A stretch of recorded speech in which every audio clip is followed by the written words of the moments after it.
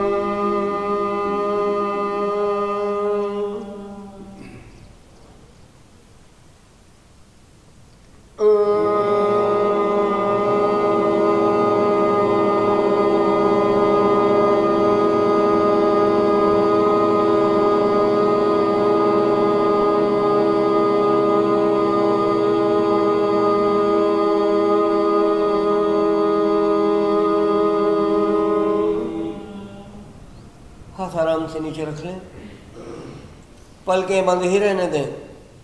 सहज भाव से बह रही श्वास को अपने स्वाभाविक वेग से बहने दें।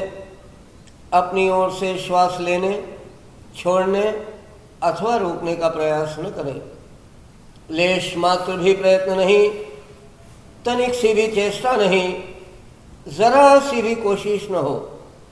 श्वास जैसा भी चल रहा है उसे अपने नितांत सहज स्वाभाविक नैसर्गिक वेग से बहने दें। श्वास की गति का भी कोई चिंतन न करें। चाहे यह तेज चले तो तेज, धीमा चले तो धीमा, चाहे लंबा चाहे छोटा, चाहे उथला चाहे गहरा, श्वास जैसा भी चल रहा है उसे अपने नितांत सहज स्वाभाविक नैसर्गिक वेग से बहने के लिए स्वाधीन छोड़ दें। श्वास की दिशा या दशा में कोई परिवर्तन लाने का प्रयास न करें। इस सहज भाव से, निष्प्रयत्न भाव से, निश्चेष्ट भाव से बह रही श्वास को साक्षी भाव से देखें, दृष्टा भाव से देखें, एक दृश्य की मानिंद देखें। स्वयं को श्वास से पृथक रखते हुए इसे किसी घटित हो रही घटना की तरह देखें। तटस्थ भाव से देखें, जैसे मानो तट पर खड़े सागर में उठ रही लहरों को देख रहे हों। ठीक वैसे ही इस देह के तल पर श्वासों के आवागमन को देखें। हमारी संपूर्ण चेतना केवल और केवल श्वास पर ही केंद्रित हो जाए। पूरी तन्मयता से, पूरी तल्लीनता से, पूरी सजगता और सतर्कता से प्रत्येक श्वास को देखें। ध्यान रहे एक भी श्वास चूकने न पाए। हमारे जाने बगैर न कोई श्वास अंदर आए, हमारे जाने बगैर न कोई प्रश्वास बाहर जाए। प्रत्येक श्वास प्रश्वास की सजग पहरेदारी करें, चौकस निगरानी करें। एक सजग प्रहरी की भांति प्रत्येक आती जाती श्वास को देखें। हमारी संपूर्ण चेतना केवल और केवल श्वास पर ही घनीभूत हो जाए। एक भी श्वास हमारी चेतना से विलुप्त न होने पाए। अपनी संपूर्ण श्वसन प्रक्रिया को 2 भागों में विभाजित कर देख लें। यह संपूर्ण श्वसन 2 भागों में पूर्ण हो रहा है। 2 भिन्न भिन्न घटनाएं इस संपूर्ण श्वसन प्रक्रिया का अभिन्न अंग है। श्वास का अंदर आना,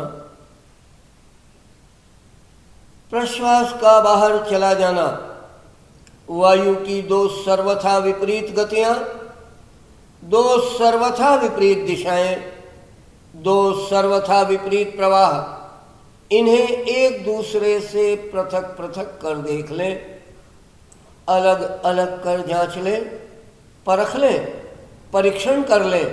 इन्हें भली भांति एक दूसरे से अलग अलग पहचान लें।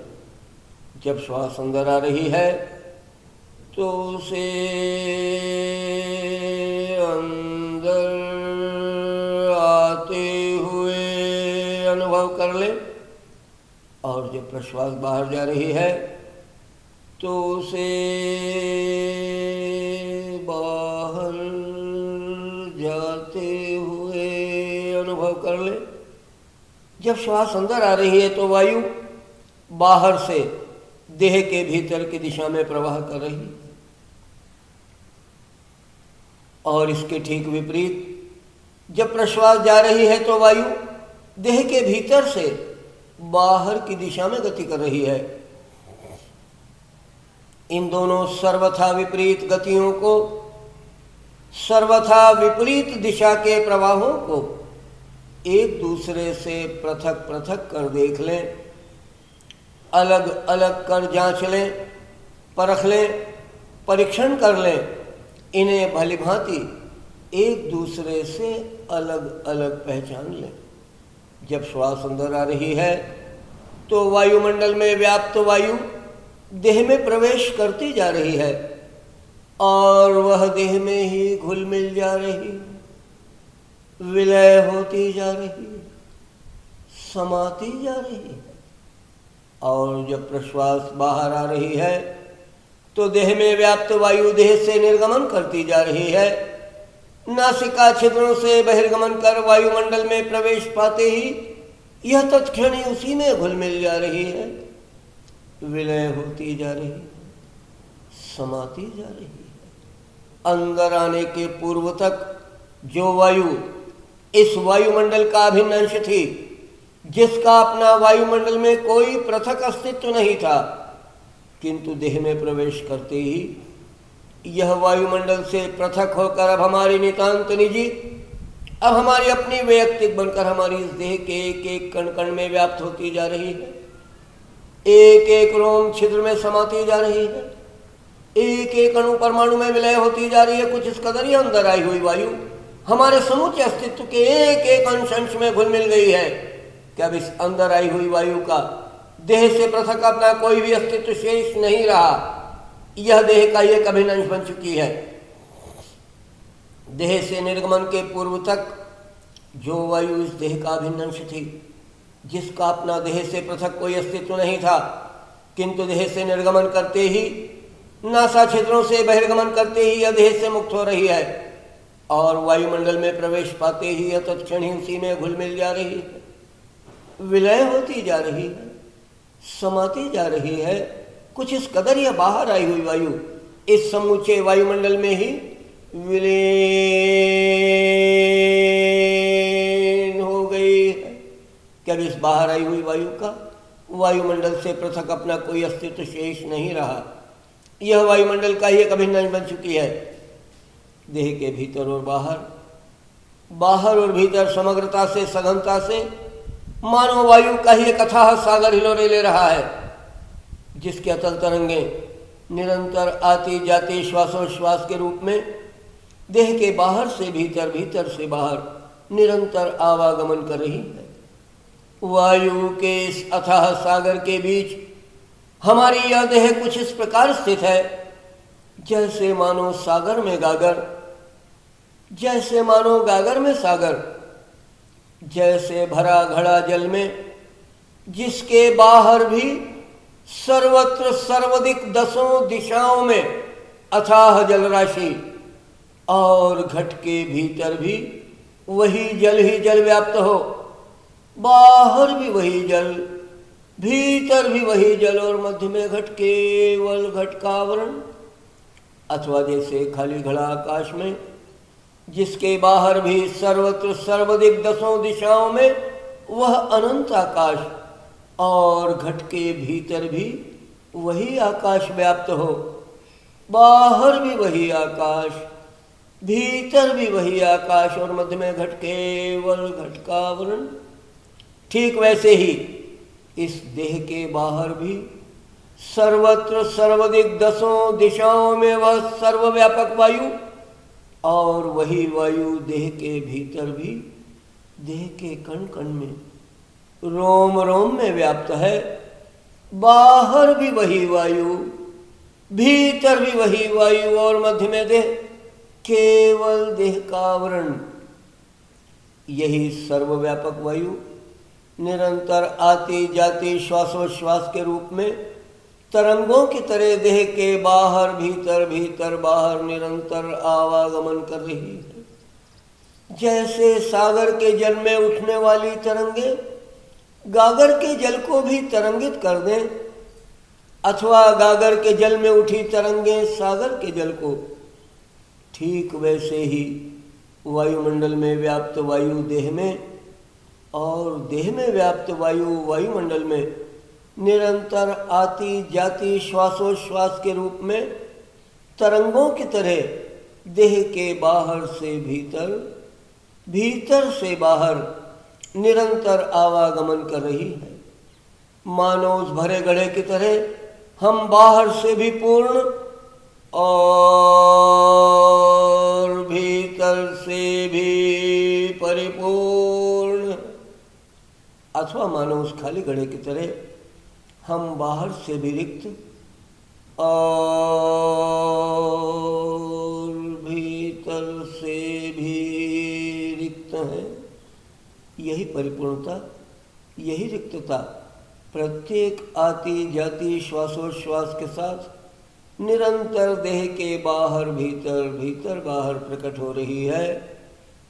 आती जाती वायु के इन प्रवाहों के साथ अपना समूचा मानस, अपनी संपूर्ण चेतना को एकाकार कर दें, समरूप कर दें, संयुक्त कर दें।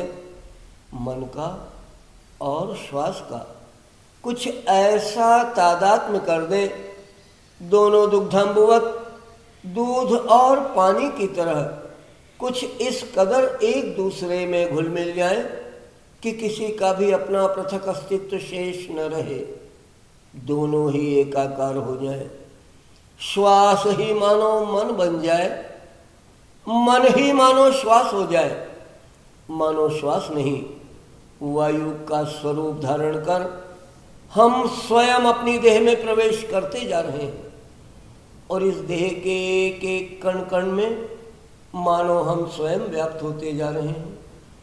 एक एक रोम छिद्र में मानो हम स्वयं समाते जा रहे हैं, एक एक अणु परमाणु में मानो हम स्वयं विलय होते जा रहे हैं।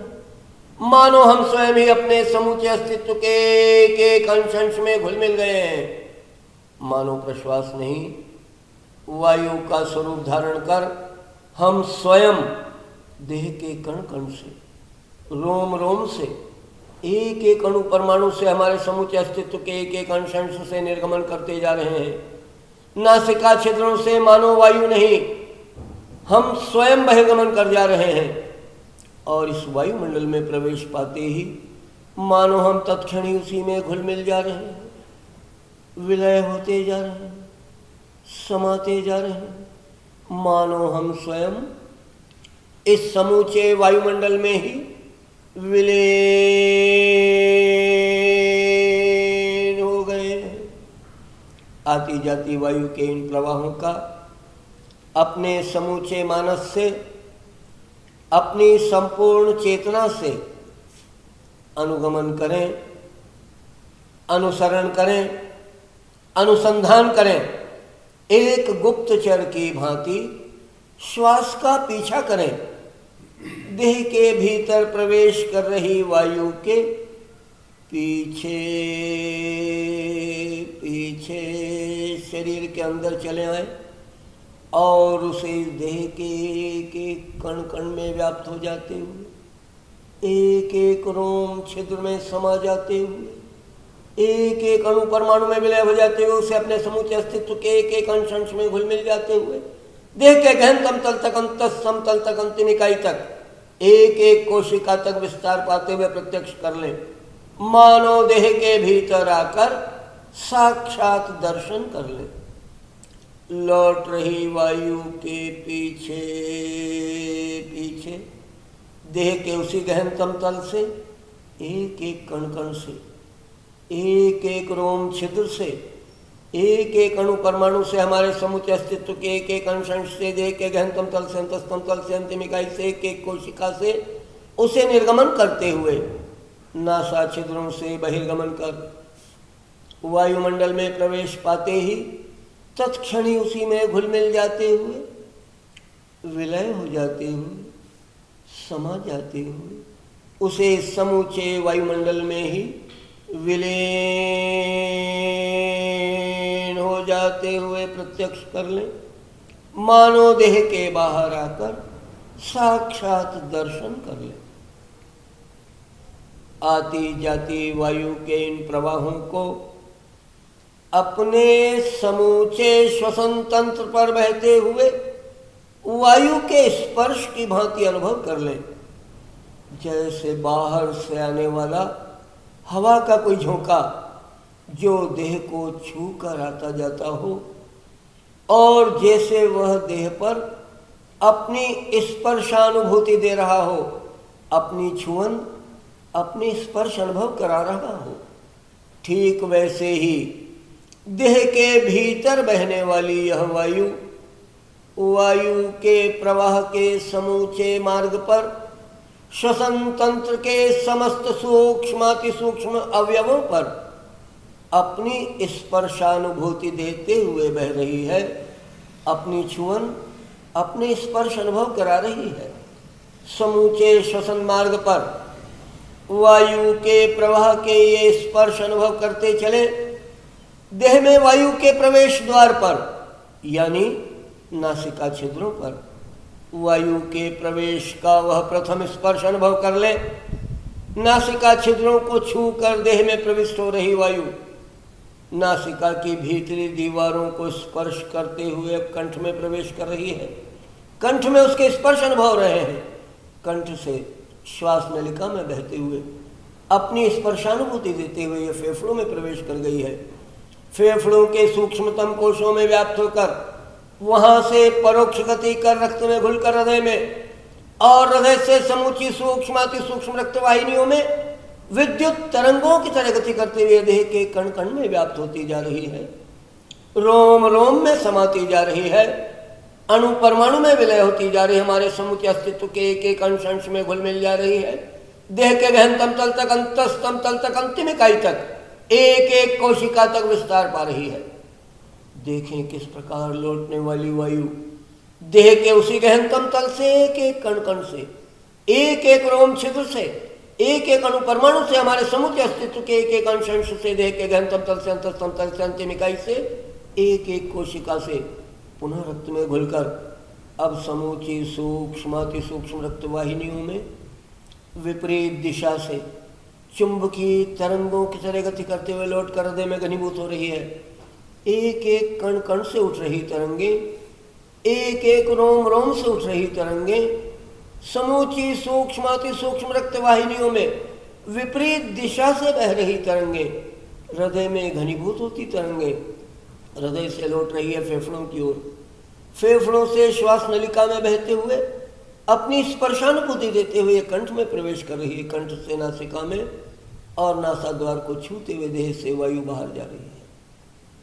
केवल मात्र इन्हीं प्रवाहों का चिंतन करें, मनन करें, दर्शन करें। पूरे मार्ग पर, एक एक मोड़ पर, एक एक पड़ाव पर, एक एक सूक्ष्म से सूक्ष्म अंग तक, देह के गहनतम तल तक, अंतस्तम तल तक, अंतिम इकाई तक, एक एक कोशिका तक विद्युतीय तरंगों की तरह देह में वायु के विस्तार को प्रत्यक्ष कर ले और देह के कण कण से, रोम रोम से, एक एक अणु परमाणु से, हमारे समूचे अस्तित्व के एक एक अंश से, देह के गहनतम तल से, अंतस्तम तल से, अंतिम इकाई से, एक एक कोशिका से उठने वाली चुंबकीय तरंगों को समूची सूक्ष्म अति सूक्ष्म रक्तवाहिनियों में विपरीत दिशा से बहते हुए, हृदय में घनीभूत होते हुए, हृदय से लौटकर फेफड़े, फेफड़ों से श्वास नली से कंठ, कंठ से नासिका, नासाद्वार को छूते हुए देह से निस्तार कर जाते हुए प्रत्यक्ष कर ले। आने वाली प्रत्येक श्वास के साथ देह में वायु के विस्तार को प्रवेश से गंतव्य तक, नासिका से कोशिका तक पूरे मार्ग पर विद्युतीय तरंगों की तरह बहते हुए और लौट रही प्रत्येक प्रश्वास के साथ देह से वायु के निस्तार को देह में वायु के उद्गम से निर्गम तक, कोशिका से नासिका तक पूरे मार्ग पर विपरीत दिशा से चुंबकीय तरंगों की तरह बहते हुए प्रत्यक्ष कर ले। आने वाली प्रत्येक श्वास कुछ इस प्रकार देह के कण कण में व्याप्त होती जा रही है, रोम रोम में समाती जा रही है, अणु परमाणु में विलय होती जा रही है, कुछ इस कदर हमारे समूचे अस्तित्व के एक एक अंश अंश में घुल मिल जा रही है, जैसे हवा के भरने से गुब्बारा फूल रहा हो। मानो शरीर की एक एक कोशिका एक एक रोम रोम गुब्बारे की तरह फूलता जा रहा। लौट रही वायु देह के उसी गहनतम तल से, एक एक कण कण से, एक एक रोम छिद्र से, एक एक अणु परमाणु से, हमारे समुचे अस्तित्व के एक एक अंश अंश से कुछ इस कदर निर्गमन करती चली जा रही है, जैसे हवा के निकल जाने से गुब्बारा सिकुड़ता जा रहा हो। मानो शरीर की एक एक कोशिका एक एक रोम रोम संकुचित होता जा रहा है, मानो सिकुड़ता जा रहा है। किंतु इन क्षणों में भी ध्यान रहे, यथार्थ में न विस्तार का प्रयत्न हो, न संकुचन की चेष्टा, न श्वास लेने का प्रयत्न करें, न छोड़ने की चेष्टा। यह तो केवल मात्र एक आंतरिक अनुभूति वायु के विस्तार की, देह के गहनतम तल तक, एक एक कण कण तक, एक एक रोम छिद्र तक, एक एक अणु परमाणु तक, हमारे समूचे अस्तित्व के एक एक अंश अंश तक, देह के गहनतम तल तक, अंतस्तम तल तक, अंतिम इकाई तक, एक एक कोशिका तक, केवल संकल्प मात्र से विद्युतीय तरंगों की तरह देह में वायु के विस्तार को प्रत्यक्ष कर ले। यह तो केवल मात्र एक आंतरिक अनुभूति वायु के निस्तार की, देह के उसी गहनतम तल से, एक एक कण कण से, एक एक रोम छिद्र से, एक एक अणु परमाणु से, हमारे समुचे अस्तित्व के एक एक अंश अंश से, देह के गहनतम तल से, अंतस्तम तल से, अंतिम इकाई से, एक एक कोशिका से, केवल संकल्प मात्र से चुंबकीय तरंगों की तरह देह से वायु के निस्तार को प्रत्यक्ष कर ले। आने वाली प्रत्येक श्वास कुछ इस प्रकार देह के कण कण में व्याप्त होती जा रही है, रोम रोम में समाती जा रही है, अणु परमाणु में विलय होती जा रही है, कुछ इस कदर हमारे समूचे अस्तित्व के एक एक अंश अंश में घुल मिल जा रही है। मानो यह समूची देह वायु से परिपूर्ण होती जा रही है और लौटने वाली वायु देह के उसी गहनतम तल से, एक एक कण कण से, एक एक रोम छिद्र से, एक एक अणु परमाणु से, हमारे समुचे अस्तित्व के एक एक अंश अंश से कुछ इस कदर निर्गमन करती चली जा रही है। मानो यह समूची देह पूर्णतया वायु से रिक्त होती जा रही है। एक पल जब श्वास अंदर आ रही है तो देह पर परिपूर्णता की अनुभूति दे रही है, किंतु अगले ही पल जब प्रश्वास बाहर चली जा रही है तो देह पर विपरीत अनुभूति रिक्तता का आभास दे रही है। श्वासों के ये प्रवाह सतत निरंतर धारा प्रवाह विराम भाव से बह रहे हैं। एक पल श्वास का अंदर आना तो अगले ही पल प्रश्वास का बाहर चला जाना, एक पल प्रश्वास का बाहर जाना तो अगले ही पल पुनः पुनः लौट लौट कर श्वास का आना। आने वाली प्रत्येक श्वास के साथ अनुभव में आने वाली परिपूर्णता अगले ही क्षण लौट कर जाने वाली प्रश्वास के साथ विपरीत अनुभूति रिक्तता के अनुभव में बदलती जा रही है। जाने वाली प्रत्येक प्रश्वास के साथ अनुभव में आने वाली रिक्तता अगले ही क्षण पुनः पुनः लौट लौट कर आने वाली श्वास के साथ पुनः विपरीत अनुभूति, पुनः परिपूर्णता के अनुभव में रूपांतरित होती जा रही है।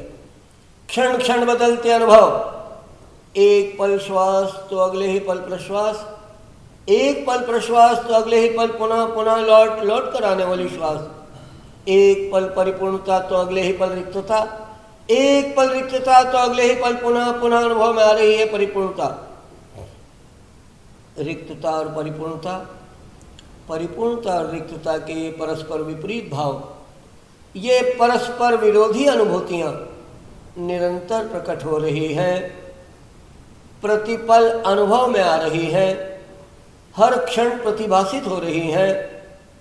यही हमारी द्वंद्वात्मक प्रकृति, यही हमारा स्वाभाविक गुण, यही हमारा नैसर्गिक लक्षण है। जीवन का एक एक पल पल अनंत विपरीत धाराओं का साक्षी बन रहा है। पल प्रतिपल इस मानस पटल पर अनंत विपरीत भाव प्रकट और विलय होते ही रहते हैं। कभी सुख, कभी दुख, कभी धूप, कभी छांव, कभी शीत, कभी उष्ण, कभी राग, कभी द्वेष, कभी आशा, कभी निराशा, कभी आना, कभी जाना। ऐसे ही तमाम द्वंद्वों में सारा जीवन व्यतीत हो रहा है और यह श्वासोच्छ्वास ही जीवन का परम द्वंद्व है। यही तो सारे द्वंद्वों की जननी है। आने वाली प्रत्येक श्वास जहां हमारी इस देह को जीवन के अनुपम संदेश दे रही है, वहीं जा रही प्रत्येक प्रश्वास देह में प्रतिपल घटित हो रही मृत्यु के ही तो संकेत दे रही है। जीवन कुछ और नहीं, यह श्वासों का अविरल प्रवाह मात्र है। श्वास का इस देह की ओर लौट लौट कर चला आना ही तो जीवन है। मृत्यु कुछ और नहीं, किसी क्षण सदा सर्वदा के लिए इस अविरल प्रवाह का थम जाना मात्र है। किसी क्षण प्रश्वास का सदा सर्वदा के लिए इस देह को त्याग कर चला जाना ही तो मृत्यु है। ये घटनाएं तो प्रतिपल घटित हो रही हैं। एक पल श्वास आ रही है तो अगले ही पल प्रश्वास जा भी रही है। एक पल प्रश्वास जा रही है तो अगले ही पल पुनः पुनः लौट लौट कर श्वास आ भी रही है। आने वाली प्रत्येक श्वास जहां हमारी इस देह में कुछ नवीन कोशिकाओं को जन्म दे रही है, देह के सूक्ष्मतम तल पर, गहनतम तल पर पल प्रतिपल नवजीवन घटित हो रहा है। वहीं जा रही प्रत्येक प्रश्वास देह में प्रतिपल मृत हो जा रही कोशिकाओं के ही तो संदेश दे रही है। देह के उसी सूक्ष्मतम तल पर, उसी गहनतम तल पर पल प्रतिपल मृत्यु भी घटित हो रही है। हमारे समूचे जीवन काल में अनंत बार घटित होने वाली इन जीवन और मृत्यु की घटनाओं को प्रत्यक्ष कर लें। अपने ही श्वासोच्छ्वास के रूप में अपने ही जीवन और अपनी ही मृत्यु का साक्षात्कार कर लें। हर आती श्वास के रूप में जीवन और हर जाती प्रश्वास के रूप में मृत्यु का बोध कर लें। यही सतत निरंतर धारा प्रवाह अविराम भाव से बह रहा काल का अनंत प्रवाह है। एक पल श्वास का अंदर आना तो अगले ही पल प्रश्वास का अनिवार्य रूप से बाहर चला जाना। एक पल प्रश्वास का बाहर जाना तो अगले ही पल पुनः पुनः लौट लौट कर श्वास का आना। ठीक वैसे ही जैसे हर जन्म के बाद अनिवार्य रूप से घटित होने वाली मृत्यु और हर मृत्यु के पुनः पुनः पश्चात कर्मानुसार घटित होने वाला पुनर्जन्म, पुनरपि जन्मम पुनरपि मरणम पुनरपि जननी जठरे शयनम। अनादिकाल से यह जीव देह भाव से जुड़कर निरंतर ऐसे ही काल के चक्र में भ्रमण कर रहा है। किंतु यह जो देह के बाहर से भीतर भीतर से बाहर वायु का आवागमन प्रकट हुआ है। वह सर्वव्यापक वायु जो भीतर बाहर एक समान सदा सर्वदा के लिए सर्वत्र विद्यमान है, केवल देह भाव के कारण, केवल इस देह के वृत्त के कारण, केवल इस देह के घेरे के कारण बाहर से भीतर, भीतर से बाहर आवागमन करती हुई प्रतीत हो रही है। वरना यथार्थ में यह सर्वव्यापक वायु न कहीं से आ रही है, न कहीं जा रही है, न इसका कहीं कोई उद्गम, न कहीं कोई गंतव्य है, न कहीं कोई आगाज, न कहीं कोई मंजिल है, न कहीं कोई प्रारंभ, न कहीं कोई अंत है। यह तो असीम विराट अनादि और अनंत है। इस असीम विराट अनादि अनंत प्राण की ऊर्जा को पहचाने, जो पल प्रतिपल श्वासोश्वास बनकर इस देह पर प्रकट हुई है, जो इस देह के अस्तित्व का आधार है, इस देह को धारण कर रही है, किंतु इस देह के बंधनों से यह सर्वथा मुक्त देहातीत है।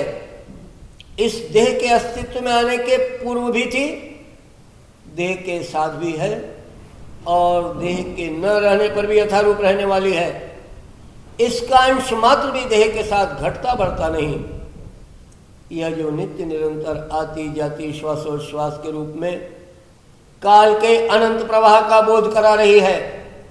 काल की गणना आयु की गणना का आधार है, किंतु यह काल के बंधनों से भी सर्वथा मुक्त कालातीत है। सृष्टि के आदिकाल से इन वर्तमान क्षणों तक, और इन वर्तमान क्षणों से उस अदृश्य अनंत भविष्य तक, यह सदा सर्वदा से सदा सर्वदा के लिए सर्वत्र विद्यमान है। इसका कोई भूत नहीं, कोई भविष्य नहीं, यह सदा सर्वदा केवल और केवल वर्तमान है। यह जो नित्य निरंतर आती जाती श्वासोश्वास के रूप में इस जड़ देह को चैतन्य बना रही है, जो स्वयं इस जड़ देह में चेतना रूप होकर उपस्थित है, उसे चलायमान रख रही है, जीवंत बनाए हुए है। यही वायुमंडल में वायु रूप तरंगित होकर समूची जड़ प्रकृति को चैतन्य बना रही है। समूची जड़ प्रकृति में यही चेतना रूप होकर उपस्थित है, उसे चलायमान रख रही है, जीवंत बनाए हुए। किंतु यह त्रिगुणात्मिका प्रकृति के बंधनों से भी सर्वथा मुक्त गुणातीत है, सत्व रजस्तम से परे, उत्पत्ति स्थिति और लय से भी परे। न कहीं उत्पन्न हो रही है, न कहीं विलय हो रही है। पंच तत्वों से रचे इस समूचे जड़ जगत की सारी भौगोलिक सीमाओं से भी यह सर्वथा मुक्त है। पृथ्वी जल अग्नि वायु से परे, इस वायुमंडल से भी परे, उस अनंत आकाश में, उस परम शून्य में, उस विराट अनंत में, उस अंतरिक्ष में, उस निर्वायु प्रदेश में, उस शून्य क्षेत्र में यही सूक्ष्म तरंगों की तरह व्याप्त है। यही एकमात्र परम चैतन्य तत्व है। यही परम चैतन्य तत्व मैं हूँ, मैं ही यह परम चैतन्य तत्व हूँ। तत्वमसि। अपने इस परम चैतन्य तत्व रूप में मैं सर्वव्यापक हूँ। इस समूची सृष्टि के कण कण में, पल पल में ही स्पंदित हूँ। यह समूचा विराट अनंत मेरा ही अनंत विस्तार है। सर्वत्र केवल मात्र बस मैं ही मैं, एको हम द्वितीयो नास्ति। मैं ही इस समूची सृष्टि का आदि मध्योरंत हूँ। मैं ही इसकी उत्पत्ति स्थिति और लय का केंद्र हूँ। पल प्रतिपल मुझी में नव सृष्टि का सृजन हो रहा है। पल प्रतिपल वह मुझी में अवस्थित, और पल प्रतिपल मुझी में विलय भी हो रही है। मैं ही इसका उत्पत्ति करता, मैं ही इसका पालन करता, और मैं ही इसका संवारक हूँ। मैं ही वह परब्रह्म तत्व हूँ, अहम ब्रह्मास्मि। अपने इस अजन्मा, अविनाशी, अजर, अमर, अनादि, अनंत, देहातीत, कालातीत, गुणातीत स्वरूप को पहचाने। वह स्वरूप जो देह के बंधनों से मुक्त है, वह स्वरूप जो काल के बंधनों से भी मुक्त है, वह स्वरूप जो इस त्रिगुणात्मिका प्रकृति के बंधनों से भी सर्वथा मुक्त है। अपने उस मुक्त स्वरूप का बोध कर लें। वही पल प्रतिपल श्वासोश्वास बनकर इस देह पर प्रकट हुआ है। श्वासों के हर स्पंदन में वही अक्षुण्ण प्राण की ऊर्जा पल प्रतिपल प्रतिबिंबित हो रही है। हर श्वास में उसका दर्शन कर लें, हर श्वास में उसका दर्शन कर लें, हर श्वास में उसका दर्शन कर लें। आंखें खोलें। ये हमने प्रारंभ में आपको इंट्रोड्यूस किया था जब श्वासों का दर्शन किया। आज वापस उसको रिपीट किया है इतने समय के बाद। कुछ गहराई पहले से बेहतर, कुछ तन्मयता, कुछ तल्लीनता, कुछ शरीर के अंदर जाने की प्रक्रिया, थोड़ा और गहरे गए। यही चीज़ अचीव करनी थी इस 15 दिन के शिविर में। ये अचीव कर लिए तो फिर सब पा लिए।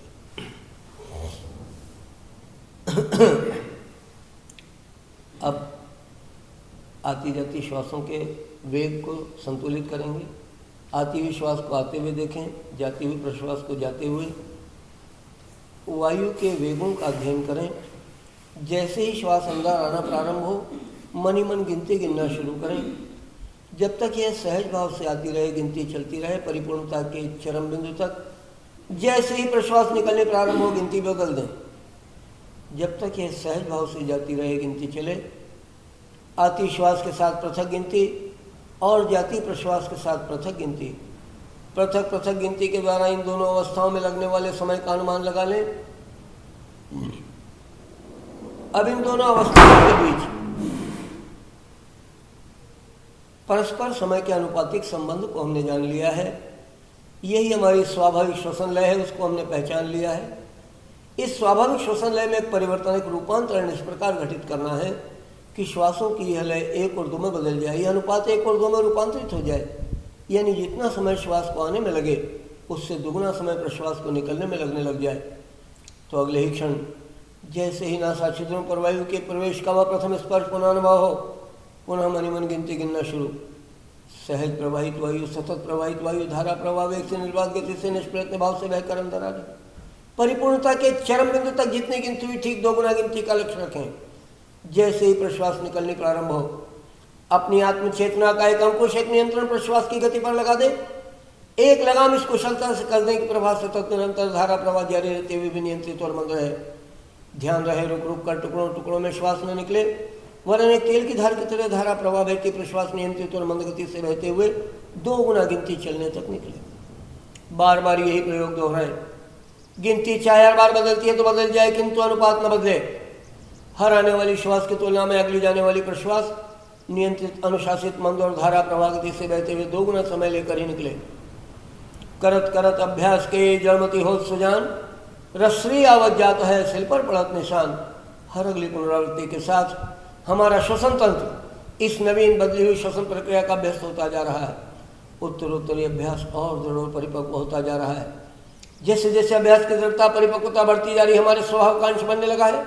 अभी हमारी आदत में ढलता जा रहा है। प्रारंभिक क्षणों में प्रश्वास के जिन वेगों को हमने चेतनापूर्वक मंद किया था, अब धीरे धीरे वे स्वतः मंद पड़ने लगे हैं। अंकुश की आवश्यकता समाप्त हो गई, लगाम की जरूरत न रही। सहज भाव से आती श्वास और उतनी ही स्वाभाविक गति से जाती प्रश्वास, किंतु एक अभूतपूर्व परिवर्तन, एक रूपांतरण श्वासों के लय में इन क्षणों में प्रत्यक्ष अनुभव में आ रहा है।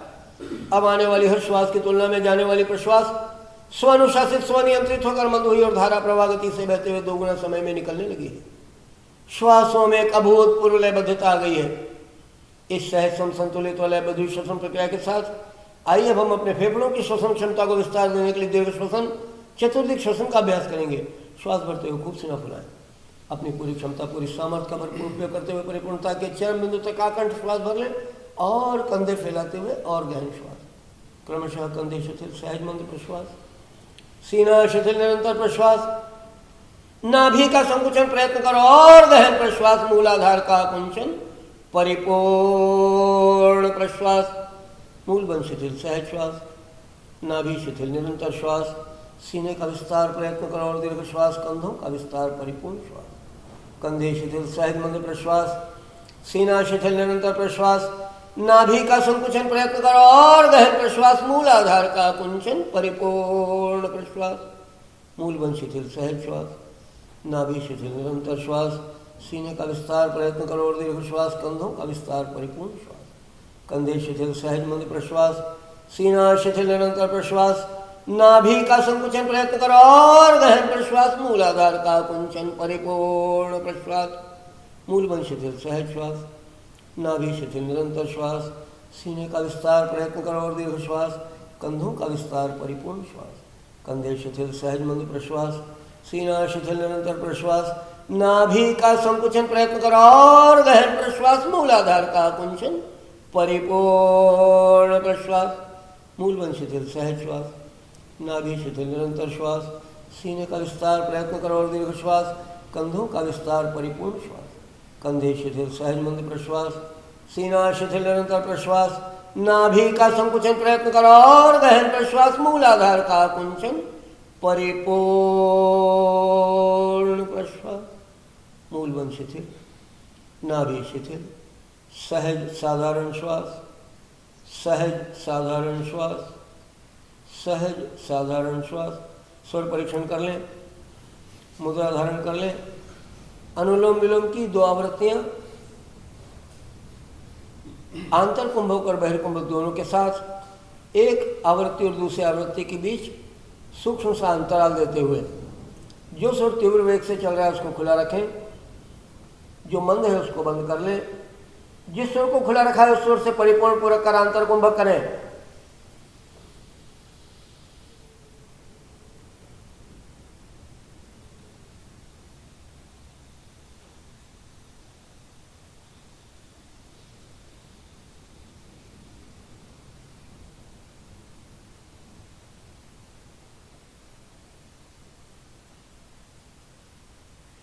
मंद वेग से विपरीत स्वर से रेचन, गति पर और बंधों पर पूरी दृढ़ता से नियंत्रण, नाभि का संकुचन। रेचन में सदैव समय दुगना लगे। परिपूर्ण रेचन के अंत में त्रिबंध बाह्य कुंभक।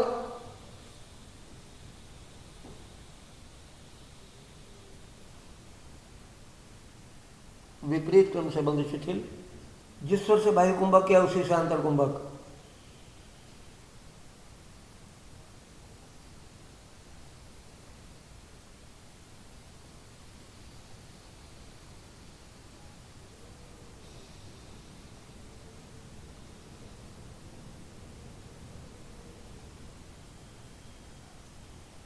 मंद वेग से विपरीत स्वर से रेचन, गति पर और बंधों पर पूरी दृढ़ता से नियंत्रण, नाभि का संकुचन। रेचन में सदैव समय दुगना लगे। परिपूर्ण रेचन के अंत में त्रिबंध बाह्य कुंभक।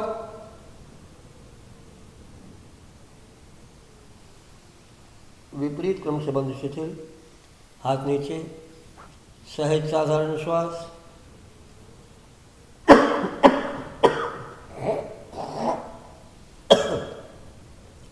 सहज साधारण श्वास, सहज साधारण श्वास। दूसरी आवृत्ति प्रारंभ करेंगे। पुनः जो सुर तेज है उसको खुला रखें, जो मंद है उसको बंद कर लिया। जिस सुर को खुला रखा है उस सुर से परिपूर्ण पूरक आंतर कुंभक।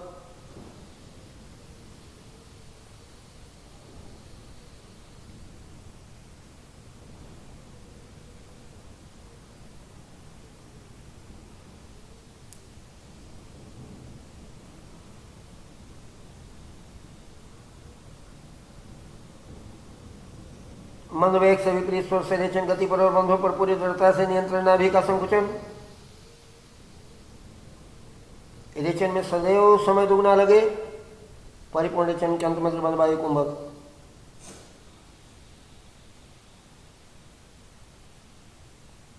विपरीत क्रम से बंध शिथिल, जिस सुर से वायु कुंभक या पुनः उसी से अंतर कुंभक।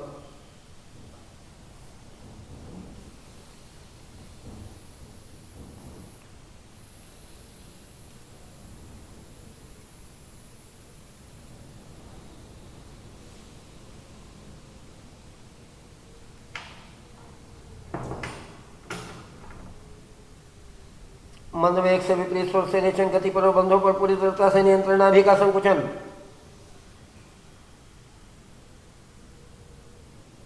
रेचन में सदैव समय दुगना लगे।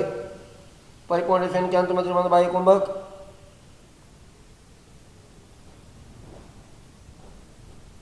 विपरीत क्रम से बंध चिथिल हाथ नीचे। सहज साधारण श्वास, सहज साधारण श्वास, सहज साधारण श्वास।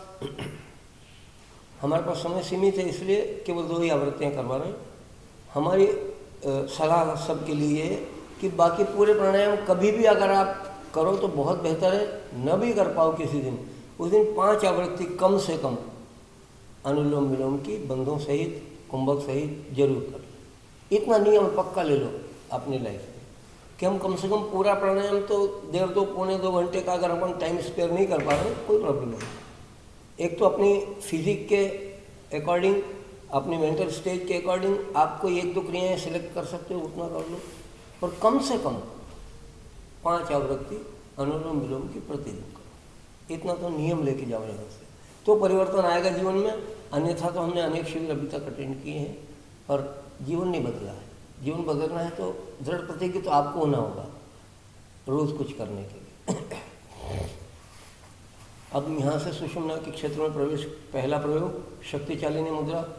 बाएं नथुना बंद, दाहिने से पूरक आंतर कुंभक।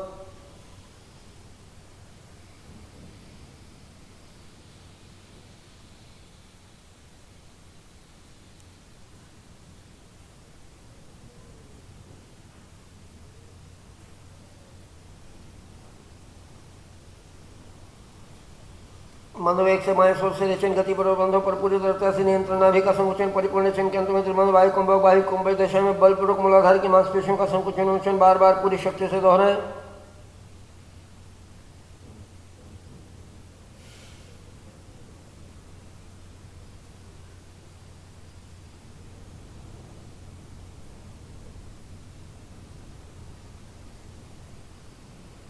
क्रिया समाप्त। विपरीत क्रम से बंध शिथिल। सहज साधारण श्वास। मांसपेशियों के संकुचन और विस्तार से उत्पन्न तरंगें इन मांसपेशियों के स्नायुविक नियंत्रण केंद्र तक रीढ़ के अंतिम छोर पर जिस बिंदु पर जाकर घनीभूत हुई वहीं लक्ष्य केंद्रित कर दें। जिस बिंदु पर इस समय घनीभूत हुए वही मूलाधार चक्र है। मूलाधार चक्र की स्पष्ट पहचान, प्रत्यक्ष बोध, साक्षात दर्शन। पहचान इतनी स्पष्ट हो गई केवल संकल्प मात्र से, केवल स्मरण मात्र से मन प्राण चेतना की समूची ऊर्जा उसी बिंदु पर घनीभूत होकर स्पंदित होने लगी है। उत्तरोत्तर प्रचंड होते संवेग, तीव्र होते स्पंदन उन्हें आत्मसात करें। अगले सोपान पर वज्रोली मुद्रा। दोनों स्वर से परिपूर्ण पूरक आंतर कुंभक करें।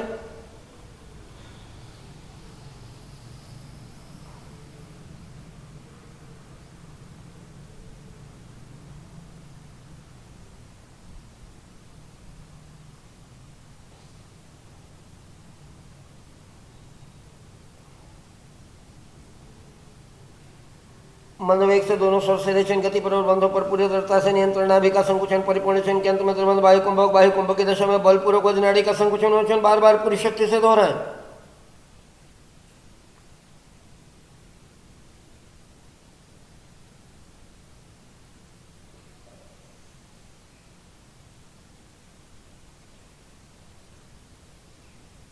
क्रिया समाप्त। विपरीत क्रम से बंध शिथिल। सहज साधारण श्वास। मांसपेशियों के संकुचन और विस्तार से उत्पन्न तरंगे इन मांसपेशियों के स्नायुविक नियंत्रण केंद्र तक पेड़ू के पीछे रीढ़ पर जिस बिंदु पर जाकर घनीभूत हुई वहीं लक्ष्य केंद्रित कर दें। केवल मातृषि का चिंतन, मनोषि का दर्शन करें। जिस बिंदु पर इस समय घनीभूत हुई वही स्वादिष्ठान चक्र है। स्पष्ट पहचान, प्रत्यक्ष बोध, साक्षात दर्शन। पहचान इतनी स्पष्ट हो केवल संकल्प मात्र से, केवल स्मरण मात्र से मन प्राण चेतना की समूची ऊर्जा उसी बिंदु पर घनीभूत होकर स्पंदित होने लगी है।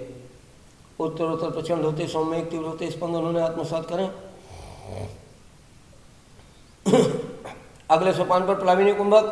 उधर को फुला लें गुब्बारे की तरह, जैसे मानो अभी फट पड़ेगा और दृढ़ता से अंतर कुंभक करें।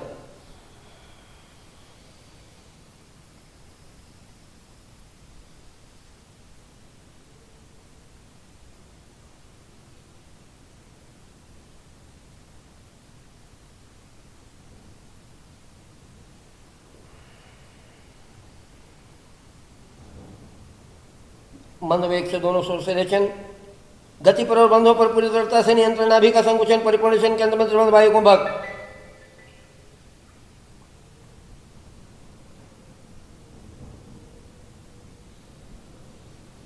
विपरीत क्रम से बंध शिथिल, सहज साधारण श्वास, नाभि के विस्तार और संकुचन से उत्पन्न तरंगे इन मांसपेशियों के स्नाविक नियंत्रण केंद्र तक, नाभि के पीछे रीढ़ पर जिस बिंदु पर जाकर घनीभूत हुई वहीं लक्ष्य केंद्रित कर दें। केवल मात्र उसी का चिंतन मनन, उसी का दर्शन करें जिस बिंदु पर ही सम्यक घनीभूत हुए हैं, वही मणिपुर चक्र है। मणिपुर चक्र की स्पष्ट पहचान, प्रत्यक्ष बोध, साक्षात दर्शन। पहचान इतनी स्पष्ट हो गई केवल संकल्प मात्र से, केवल स्मरण मात्र से मन प्राण चेतना की समूची ऊर्जा उसी बिंदु पर घनीभूत होकर स्पंदित होने लगी है। उत्तर उत्तर प्रचंड होते सम्यक तीव्र होते स्पंदनों ने आत्मसात करें। अगले सोपान पर भस्त्रिका प्राणायाम, सीने की मांसपेशियों के विस्तार और संकुचन के साथ वायु का रेचन पूर्वक इस प्रकार करें कि रेचन सदैव बलपूर्वक और पूरक सदैव शीघ्रतापूर्वक हो। धीमी गति से प्रारंभ कर लयबद्धता से गति बढ़ाएं, पूर्ण गति पर पहुंचकर दाहिने से पूरक आंतर कुंभक, अंत में बाएं से रेचन वायु कुंभक। भस्त्रिका प्राणायाम।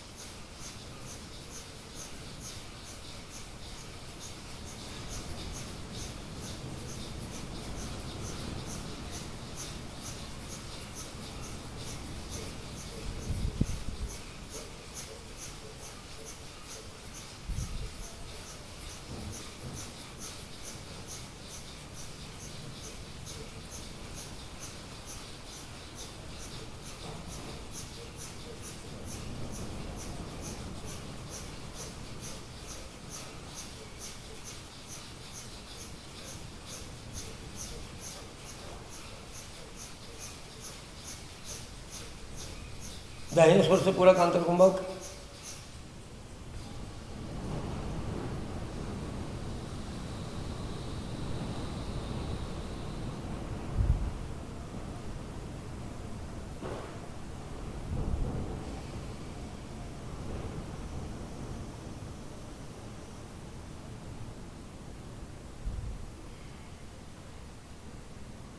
मंद वेग से बाएं स्वर से रेचन, गति पर और बंधों पर पूरी दृढ़ता से नियंत्रण, नाभि का संकुचन, परिपूर्ण के अंत में त्रिबंध वायु कुंभक।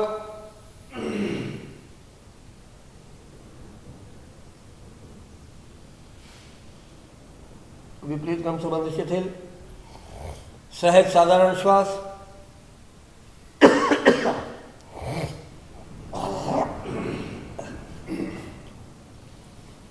प्रचंड वेग रक्त के देह के रग रग से अनुभव रहे हैं।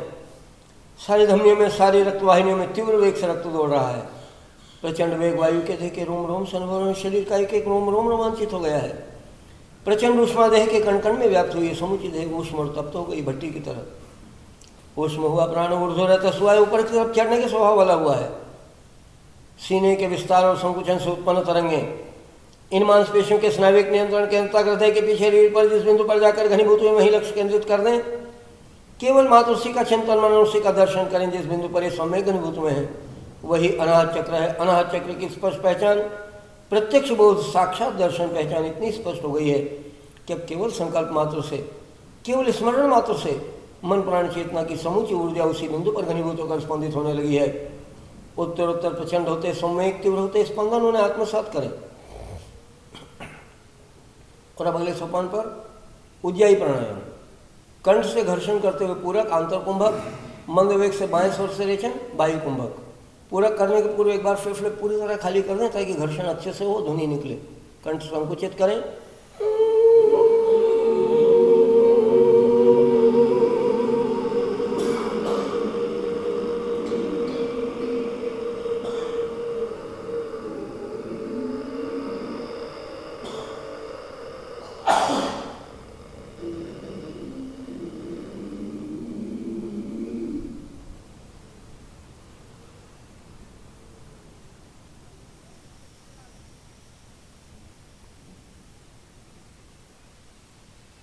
रेचन मंद गति से बाएं सुर से बंधों पर गति पर पूरी दृढ़ता से नियंत्रण, नाभि का संकुचन, परिपूर्ण रेचन के अंत में त्रिबंध वायु कुंभक।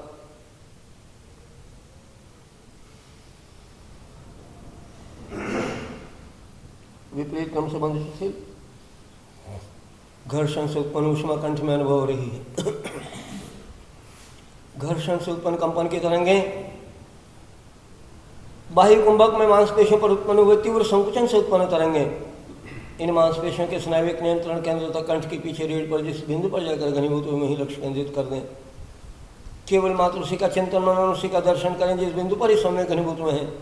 वही विशुद्ध चक्र है। विशुद्ध चक्र की स्पष्ट पहचान, प्रत्यक्ष बोध, साक्षात दर्शन पहचान इतनी स्पष्ट हो गई है कि अब केवल संकल्प मात्र से, केवल स्मरण मात्र से मन प्राण चेतना की समूची ऊर्जा उसी बिंदु पर घनीभूत होकर स्पंदित होने लगी है।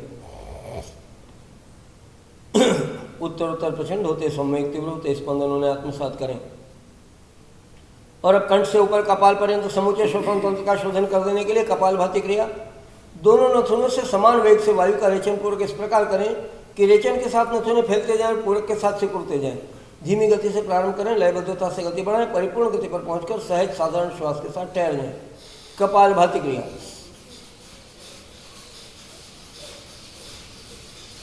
इसमें सीना नहीं चलाना, केवल नथुनों को, केवल नथुनों को, केवल नथुने।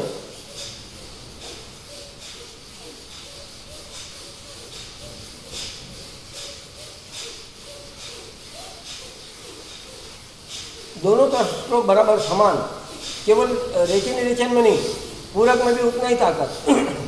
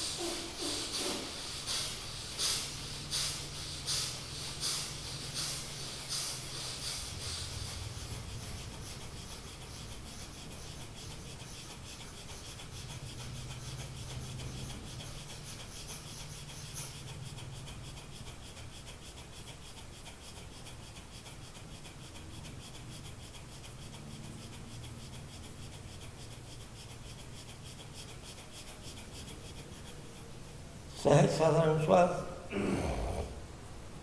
प्रचंडतम उष्मा, तीव्रतम ताप, पूरी देह मानो भट्टी की तरह तप्त हो गई है। उष्मा हुआ प्राण और ऊर्ध्वगत स्वयं और ऊपर की तरफ चढ़ने लगा है। घर्षण से उत्पन्न कंपन की तरंगे दोनों भवों के बीचों बीच भ्रूमध्य में जिस बिंदु पर घनीभूत हुई, यही शिवनेत्र है, यही आज्ञा चक्र में प्रवेश का द्वार, यही मानस का केंद्र, यही अंतराकाश में गमन का मार्ग है। उसे हमने ठीक ठीक पहचान लिया है। इससे प्रवेश करने के पूर्व इस बड़ी ऊष्मा को शांत और शीतल करेंगे।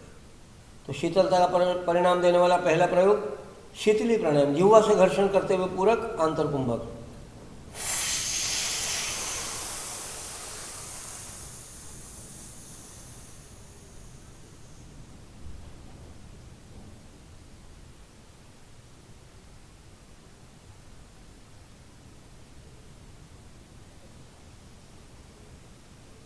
मंदवेग से दोनों सोच से रेचन गति पर और बंधों पर पूरी दृढ़ता से नियंत्रण, नाभि का संकुचन,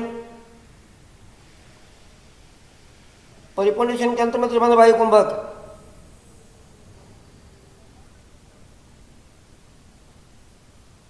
विपरीत क्रम से बंध शिथिल, देह के कण कण में व्याप्त हो गई पावनता, निर्मलता, शीतलता को अनुभव कर लें। वह प्रचंड उष्मा कुछ अंशों में शांत हुई है। देह के कण कण में पावनता व्याप्त होती जा रही, निर्मलता व्याप्त होती जा रही, शीतलता व्याप्त होती जा रही। इन्हीं प्रभावों को द्विगुणित करने के लिए और समशीतोष्ण अवस्था प्राप्त कर मानस के केंद्र में प्रवेश की पात्रता प्राप्त कर लेने के लिए शीतकारी प्राणायाम, दंत पंक्तियां बीच करते हुए दांतों के छिद्रों के बीच से वेगपूर्वक घर्षण से शीतकार की ध्वनि करते हुए पूरक आंतरकुंभक, मंद वेग से दोनों स्वर से रेचन वायु कुंभक, वायु कुंभक के अंत में विपरीत क्रम से बंध शिथिल और सबसे अंत में दंत पंक्तियां शिथिल।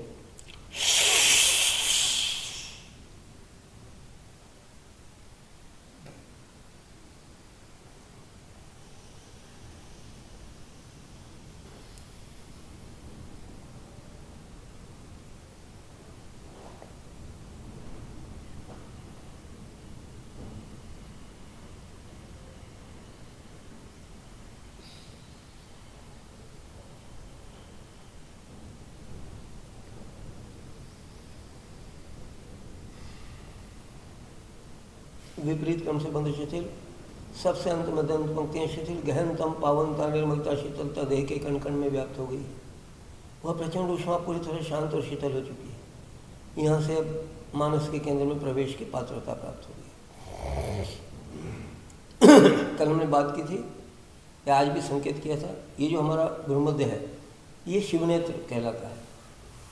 तो हमारे पौराणिक कथानकों में शिवनेत्र की बड़ी व्याख्या की गई। ये शिवनेत्र क्या है?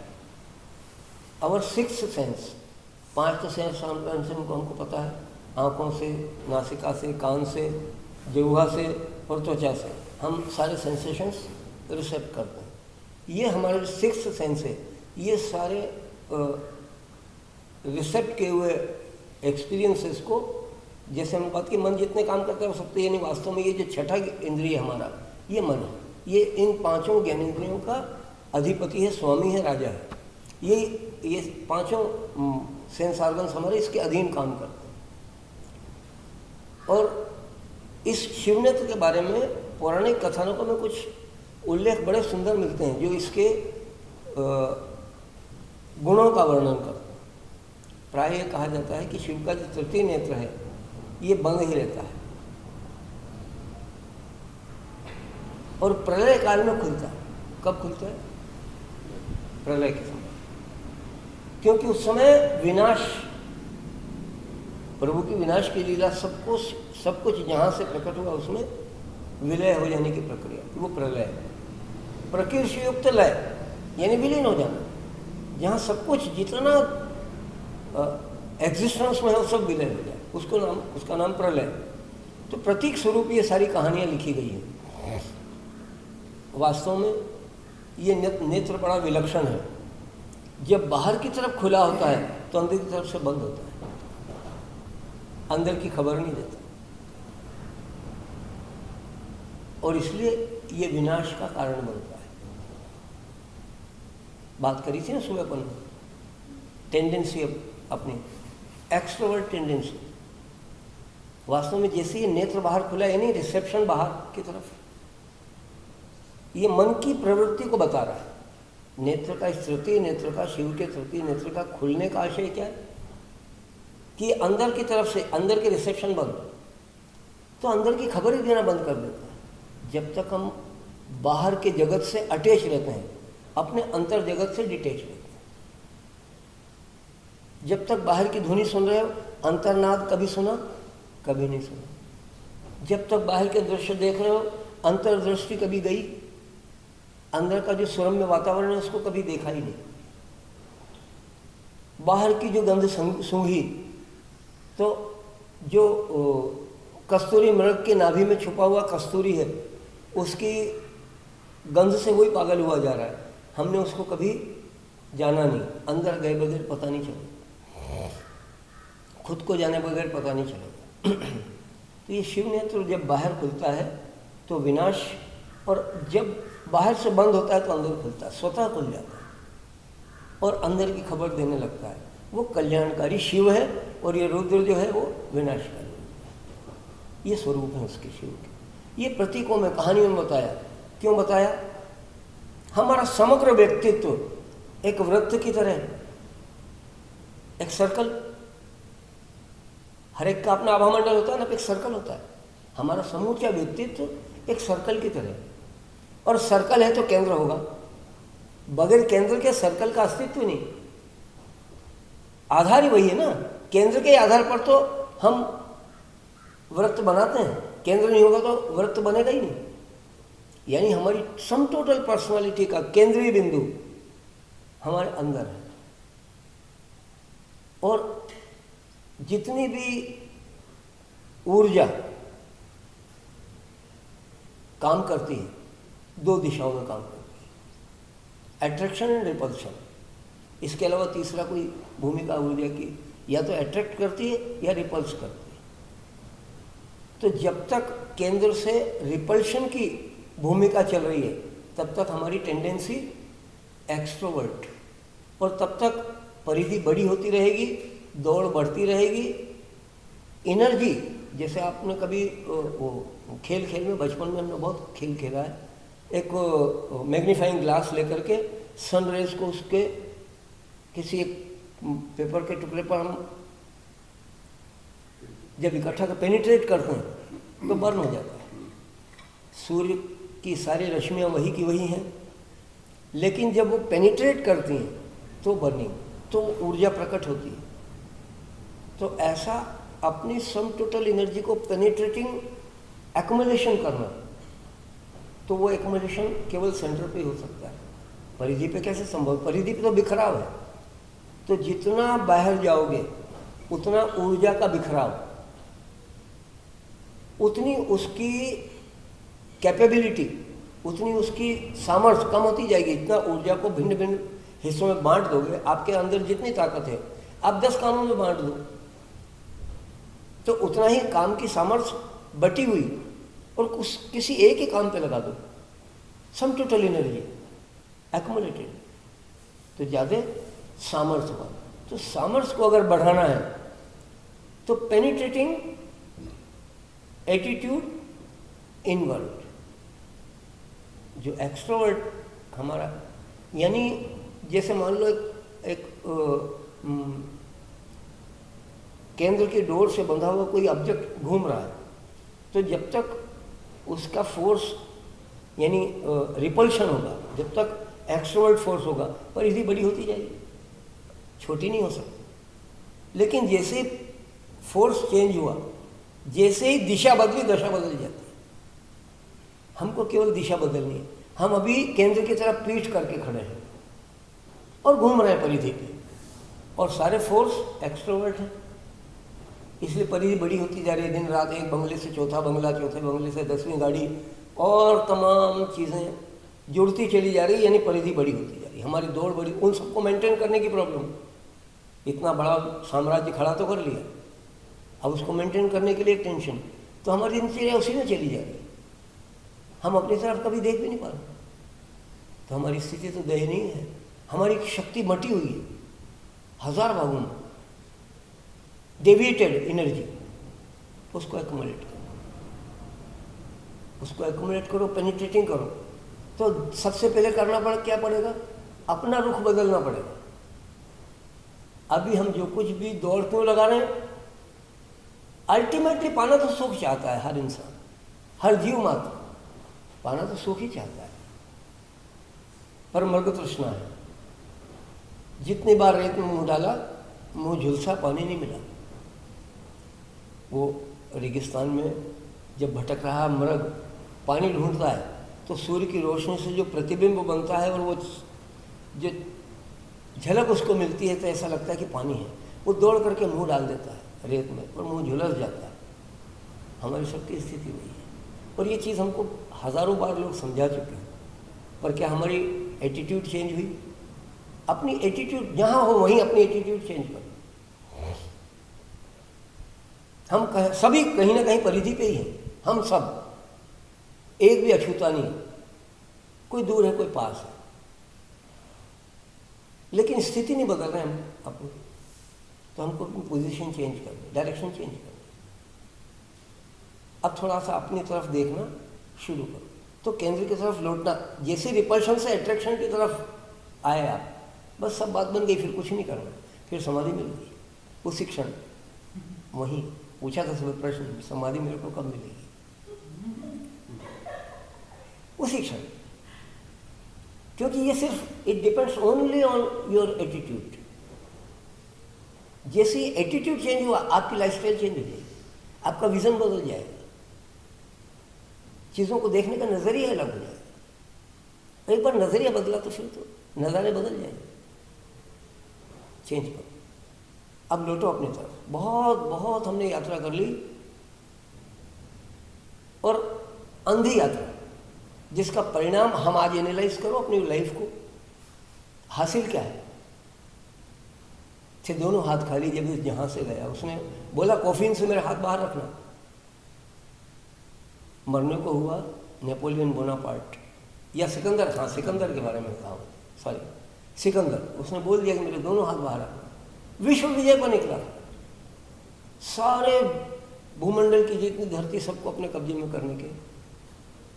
आखिर में क्या हुआ? तो विज़न चेंज करो, लौट के आ जाओ। बहुत भटक लिए हैं अपन, अब लौट जाओ अपनी तरफ। ये सही मौका है लौट जाने का। इससे बेहतर चांस दूसरा नहीं मिलने वाला है जीवन में। अभी अगर लौट गए तो लौट गए, और अभी भी लौट पड़े तो मंजिल की तरफ आपने केवल रुख कर दिया मंजिल की तरफ, फिर तो वहाँ अट्रैक्शन है, उसमें गुरुत्व है, जबरदस्त गुरुत्वाकर्षण है, वो तो खींच लेगा। फिर आपको जतन भी नहीं करना पड़ेगा, बस केवल एटीट्यूड चेंज करना। तो हमने मन के अंदर जाने की बात की थी।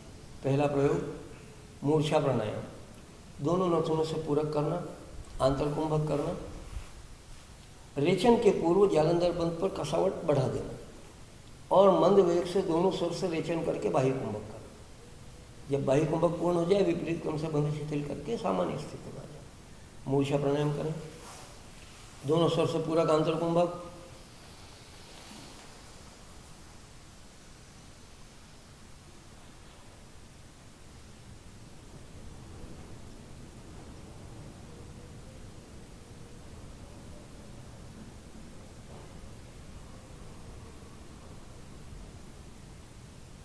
जैसे ही घुटन के समय घुटने लगे, जालंधर पर दृढ़ता से कसावट बढ़ा दें।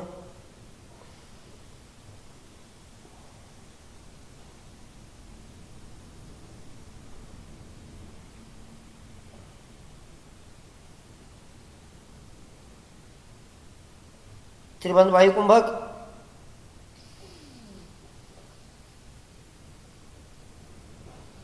विपरीत क्रम से बंध शिथिल, सहज साधारण श्वास, सहज साधारण श्वास, वायु के कंपन से उत्पन्न तरंगें भ्रूमध्य के ठीक पीछे रीढ़ और मस्तिष्क के मिलन बिंदु पर, जिस बिंदु पर घनीभूत हुई वही आज्ञा चक्र, वही मानस का केंद्र, वही मन का उद्गम स्थल, वही मन के विलय का केंद्र। मन अपने उद्गम में ही जाकर विलीन हो जा रहा है। मन शांत प्रशांत और स्थिर होने लगा है। इस मूर्छित हुए मन को अब पूर्णतः अपने वश में कर लेने के लिए दूसरा प्रयोग जो हम कल सीख चुके हैं, भ्रामरी प्राणायाम, भ्रमर की गूंज के साथ पूरक आंतर कुंभक और मंद मंद भ्रमरी नाद के साथ रेचन बाह्य कुंभक। तो अपनी चेतना को ले जाओ मूर्धा पर,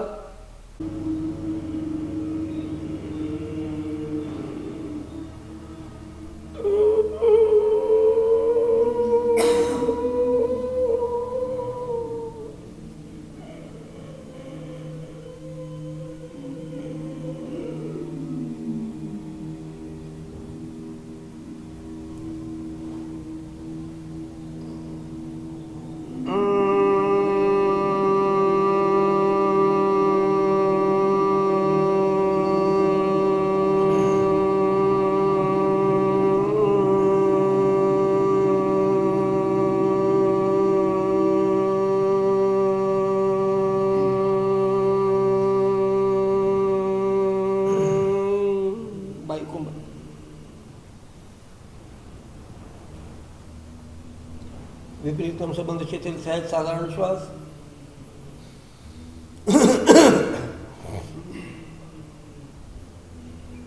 ऊर्ध्वरेतस हुआ प्राण इस नाद के साथ संयुक्त होकर ऊर्ध्वगमन कर रहा है और ऊपर की तरफ चढ़ने लगा है। एक बार पुनः दोहरा लें भ्रामरी प्राणायाम।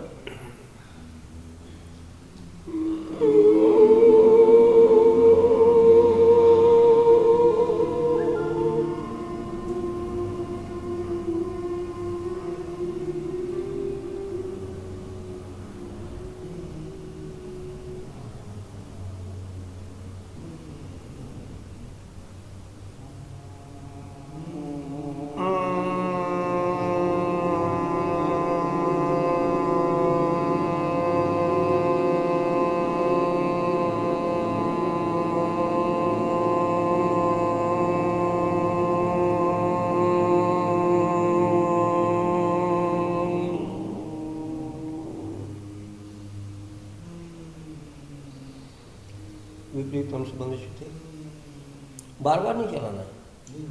हाँ ठीक, और हाँ तो जो ऊर्जा है वो और थोड़ी अपलिफ्ट होती जाती है, ऊपर की तरफ जा रही। अब हम आखिरी दरवाजे पे पहुँच गए।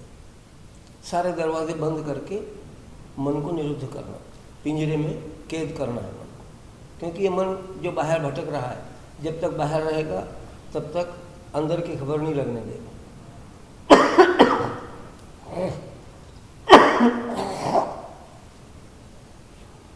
अंदर की खबर ठीक ठीक पानी है तो बाहर के दरवाजे बंद करना पड़ेगा, इसको अंदर निरुद्ध करना पड़ेगा। तो दोनों अंगूठे से कान के पर्दे बंद, पहले सुन लो पूरी बात। हाँ, सुनाई नहीं देगा। दोनों अंगूठे से कान के पर्दे बंद, तर्जनी से आंखें, मध्यमा से नासापुटबा, अनामिका और कनिष्ठिका ऊपर और नीचे के उठो। ये क्रम है, जैसा अंगुलियों का क्रम है वैसे सारे दरवाजे हैं, उन दरवाजों को बंद करो। प्रारंभ करते समय कान, आँख और नाक बंद रहेगी, मुंह खुला रहेगा। इस समय पूरक मुंह से करना है, मुंह को चोंच के समान सिकोड़ करके सक इन करना है और इस तरह से खींचना है कि पहले पेट पूरा फूले, जितनी आ सकती है पेट में पूरी हवा। लगातार क्रम जारी रहे लेने का, सीना फूले और लगातार क्रम जारी रहे और गाल फूल जाए, तब दोनों ओठ बंद, कान बंद, आंख बंद, नाक बंद, पूरी हवा भरने के बाद दोनों ओठ भी बंद, जालंधर बंद, मूल बंद।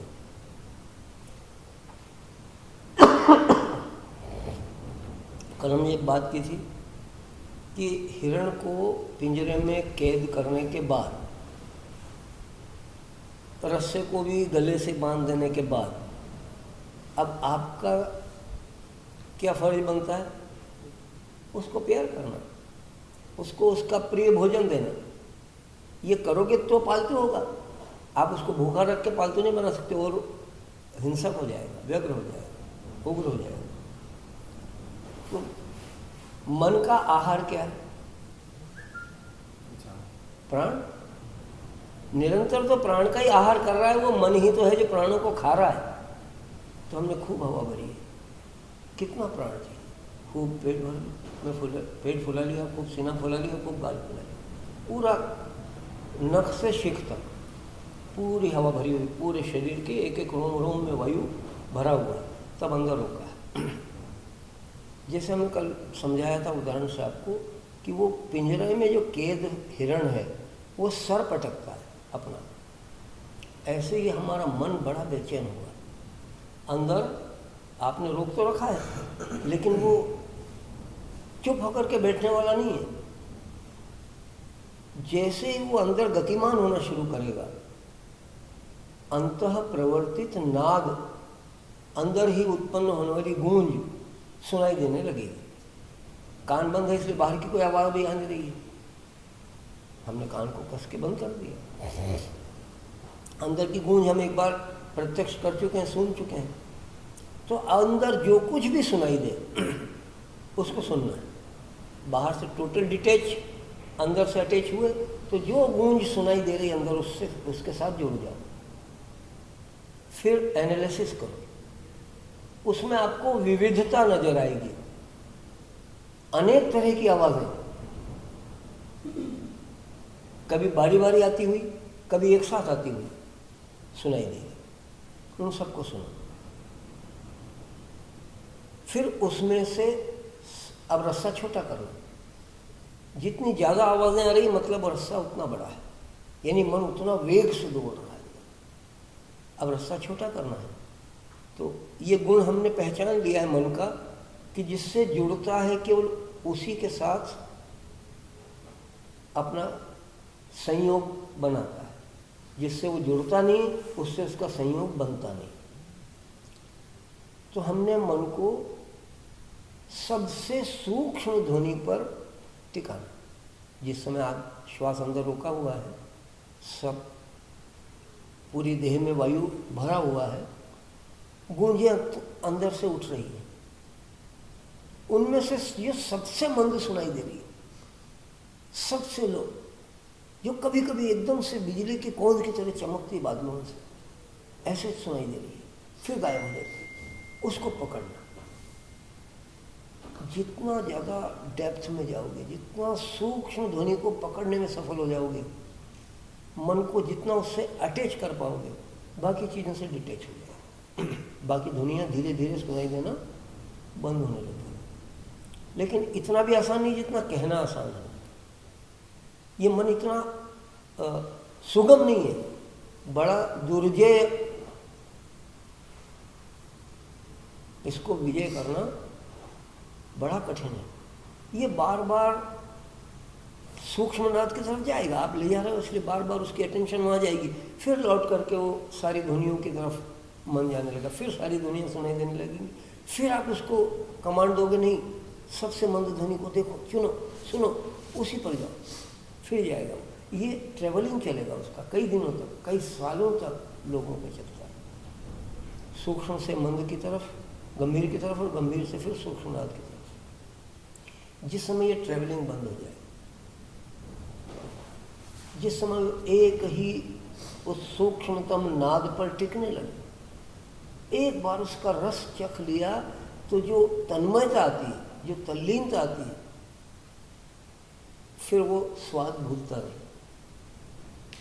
जैसे कोई भी चीज़ है आपने चख ली एक बार, फिर जीवन भर के लिए स्मृति में, ऐसे ये एक्सपीरियंस भी आपकी मेमोरी में फीड होता है, फिर आप बार बार रिकॉल करते हो उसको, जब जब प्रयोग करते हो तब तब उसको रिकॉल करते हो।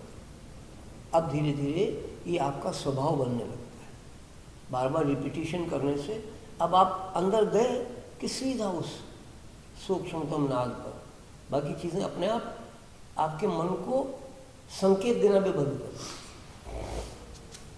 बस वही क्षण है उपलब्धि का। यहाँ से अभी तक जो हम प्रयोग कर रहे हैं, ये आखिरी भी प्रयोग जो है इसको प्रत्याहार की श्रेणी में गिना जाता है। योग के जो 8 प्रयोग हैं उनमें ये प्रत्याहार, प्रति आहार, यानी अपनी सेंस ऑर्गन्स को एक्सट्रोवर्ट से इंट्रोवर्ट करना। जैसे वो कछुआ अपने अंगों को समेटता है, ऐसे अपनी इंद्रियों के बहिर्मुखी प्रवृत्ति को अंतर्मुखी करना, अंदर समेट लेना।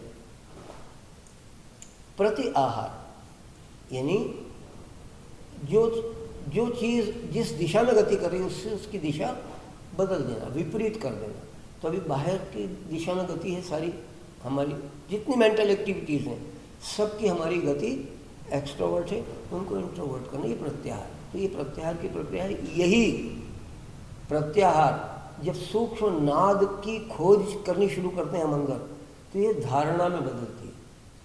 प्रत्याहार ही कन्वर्ट होता है काहे में, एक बिंदु पर टिकने की कोशिश, ये धारणा बार बार उस सूक्ष्म बिंदु से गंभीर की तरफ, गंभीर से सूक्ष्म की तरफ जो ट्रेवलिंग चलता है, ये धारणा की प्रक्रिया। जब उस एक ही सूक्ष्मतम नाद पर चित्त टिकने लगे तो ये ध्यान की अवस्था। फिर ड्युअलिटी नहीं, फिर द्वंद्व नहीं, फिर दूसरा सब कुछ सुनाई देना बंद हो जाता है ऑटोमेटिकली, और उस एक ही सूक्ष्मतम नाद से चित्त एकाकार हो जाता है। एकाकार होने सूक्ष्म हो, उसी के आकार का हो जाता है, यानी अत्यंत सूक्ष्म हो जाता है। और जितना सूक्ष्म होता है उतना पकड़ में आना आसान हो जाता है। वो विराट है इसलिए पकड़ में नहीं आता है, फिर पकड़ में। ये ध्यान की घटना है, और यही रूपांतरित होती है किसी दिन समाधि। जब अनइंटरप्टेड फ्लो चलता रहे और कोई इंटरप्शन ना आए, काल के पार चले जाओ, काल बाधित हो जाए वो क्रिया कि बैठे तो बस गुम, तो समाधि में साधक चला जाता है। पर ये सुनने में जितना आसान लग रहा है, सरल लग रहा है, ये सुनने में भी आसान नहीं लग रहा रोचक तो लग रहा है कि चलो कुछ नया जाना, कुछ सीखा। पर रुचि अगर आपकी बन जाए और इस रास्ते पे चलना शुरू करो, तो चलना ही मंजिल के प्रति आपको आश्वस्त करता जाएगा। चलना जारी रहो, किस दिन वो घटना घटेगी इसकी चिंता करना भूल जाओ। ओशो ने कहा है जब चलना ही आनंदपूर्ण हो जाए तो मंजिल मिले न मिले उसकी चिंता नहीं, आनंद तो आ ही रहा है ना। वो प्लेजर तो आपने कितनी बड़ी उपलब्धि की कि जिसको आप बाहर ढूंढ रहे थे वो नहीं मिल पाया था। अनेक चीज़ों में ढूंढा ना हमने, धन में, संबंधों में, सत्ता में, अनेक चीज़ों में ढूंढा, लेकिन आखिर निराशा हाथ लगी। वो अगर कुछ अंशों में भी अंदर मिलने लगे तो ये छोटी उपलब्धि नहीं है, महान उपलब्धि है। उसको संजो के रखो, उसको खोने मत देना। उपलब्ध तो होगी आपको, सबको ये तय है, ये रास्ता ही ऐसा है कि उसकी झलक तो मिलेगी, पर खोने मत देना, पकड़ के रखना। प्रलोभन बहुत है छूट जाने की। सारी दुनिया इस कोशिश में लग जाएगी कि आप उससे दूर रहो, सारी दुनिया लगेगी इस कोशिश में। कभी अगर आप माइन्यूटली ऑब्जर्व करोगे अपनी लाइफस्टाइल को आज के बाद, तो पूरी दुनिया इस कोशिश में लगी रहेगी कि आपको उससे अलग कर दे। अब आपकी प्रीति कितनी है उससे, कितना आप अटैच होते हैं। तो आखिरी क्रिया बद्धयोनि मुद्रा, दोनों अंगूठे से कान, तर्जनी उंगलियां से आंखें, मध्यमा से नासापुट बंद, अनामिका और कनिष्ठिका वो नीचे के होठों पर, होठों को चोंच के समान आकृति देकर के वायु पूरित करते समय पहले पेट, फिर सीना, फिर गाल फुला लिए। जालंधर बंद लगाया, मूल बंद लगाया, श्वास भीतर रोका। अंदर की स्थिति में जो नाद सुनाई दी उसको सुना। सबसे मंद ध्वनि को पकड़ने की प्रवृत्ति, एटीट्यूड, चेष्टा। जब घुटन होने लगे केवल नासा छिद्र खुले करना, बंद बाकी लगे रहेंगे, दरवाजे भी सब बाकी बंद रहेंगे, केवल नाक खोलना। और पहले दाग दबाना, फिर सीना नीचे लाना, फिर पेट दबाना, और फिर नाभि पूरी संकुचित करके एक्सट्रीम एक्सेल आउट करके बाहर रोक देना, फिर उड़ान बल लगा लेना। इस शून्यावकाश में वो जो सूक्ष्मतम नाद की आपकी खोज थी वो पूर्ण हो जाएगी। यहाँ वो सूक्ष्मतम नाद कैसा होता है जिसको परख नहीं पाए होंगे हम, पहली बार में नहीं परख पाते हैं। जब आप टोटल वैक्यूम में होंगे तब वो सूक्ष्मतम अंश ही शेष रहेगा, अंदर बाकी कुछ भी नहीं। वो जो एकदम मंद गूंज अंदर सुनाई दे जाएगी वो ओंकार, यथार्थ में वही ओंकार, and that is the absolute existence. बस वो अपने अंदर फील कर लो। ये बाह्य कुंभक में ही फील होगा और कोई उपाय नहीं है। तो ऐसा बाह्य कुंभक करना। जब कुंभक न रह पाए, विपरीत क्रम से बंद थे, वापस नॉर्मल स्टेज में आ जाओ। अब उसके बाद की जो प्रक्रिया है, 8:15 हो गया है। कल आपने ओशो का जिक्र करा, ओशो को आप पसंद करते हैं? मैं व्यक्ति से न तो प्रीति न विरोध, वैसे उनके विचारों में बहुत क्रांतिकारी विचार है, बहुत क्रांतिकारी। कई चीज़ें उद्वेलित करती है, अंदर से आपको आंदोलित करती है। करो, गहन विचार करो। मर्म मर्म को गही रहे, थोथा दे ही उड़ाए। हमको तो सार से मतलब है, सार ले लो। व्यक्ति का व्यक्तित्व क्या है उससे वो विवादास्पद हो सकता है, हमको कोई लेना देना ही नहीं है उससे। हमको तो जो जो चीज़ें उसके अंदर पॉजिटिव लग रही है वो सब ले लो, नेगेटिव को सब ओशो वाले हैं, सब ओशो वाले हैं। नहीं, अच्छी बात है, बहुत अच्छी बात है, और बहुत क्रांतिकारी विचार है। तो चलिए ओंकारनाथ के साथ आज का सत्र अपन यही विराम देते हैं। कल अपन आखिरी सोपान पे चलेंगे और कल समय थोड़ा सा ज़्यादा लगेगा। सर एक छोटी सी रिक्वेस्ट हो रही है, जैसे आपने शुरू से स्टार्ट करा सब चीज़ें, अपन चार मात्रा कर रहे हैं, तो वो तो अपन 10-12 दिन होगा प्रैक्टिस करते करते काफ़ी। और ये जो कल 2-1 दिन में इंट्रोड्यूस हुई है नई नई, पर अपने बीच में उसको इसीलिए छोड़ दिया था कि सारी क्रिया अपन पूरी कर पाए। आज थोड़ी सी आखिरी वाली 2-3 वाली ज़्यादा करें, ताकि ये 2 दिन में प्रैक्टिस ज़्यादा आ जाए। समय वाली होगी, समय अपन उसी के लिए थोड़ा ज़्यादा रख रहे हैं कि समय थोड़ा ज़्यादा लेंगे। इनकी आवृत्ति थोड़ी सी ज़्यादा है, तो थोड़ी सी 1-2 दिन में प्रैक्टिस होगी। ठीक है।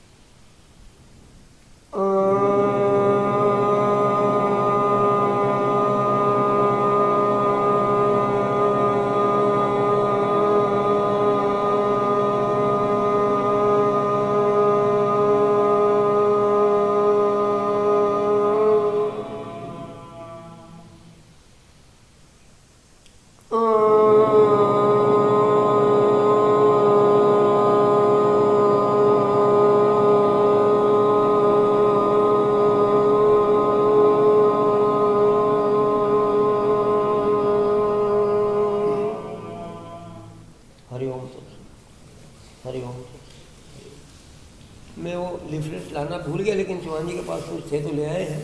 उसको तो फोटो आप, भी डालेंगे? हाँ नहीं मिल जाएंगे और अच्छा। कल कोई दिक्कत नहीं है। और ये पुस्तक भी हमारे पास, हमारा अपना प्रकाशन है ये हमारे संस्था का, तो वो भी जो लोग आपको इसमें आसनों का उसका वर्णन विशेष रूप से, ये भी ले लेंगे। हाँ तो